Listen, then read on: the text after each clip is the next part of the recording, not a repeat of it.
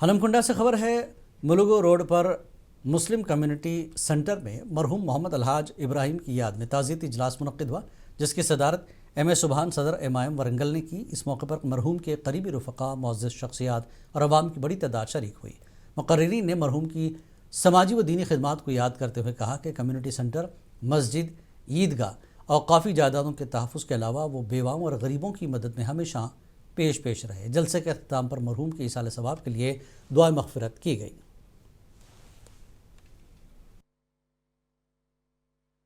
शहर वरंगल और ज़िले वरंगल के वासियों को और बिलखुसूस मुसलमानों को एक ऐसी शख्सियत से जो है महरूम होना पड़ा, जो मोहम्मद इब्राहिम साहब मरहूम की शक्ल में हमसे जुदा हुए हैं।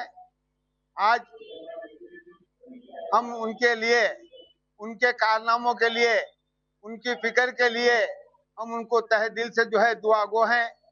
बिलखुसूस उन्होंने औकाफी जायदादों के तहफ़्फ़ुज़ के लिए हमेशा फिक्र करते हुए, बिलखुसूस ये मुलुग रोड पर ये जो मस्जिद अल नूर और मुस्लिम कम्युनिटी सेंटर जो बना है, उसमें उनका 99% उनका ही जो है मेहनत और काविशों का नतीजा है।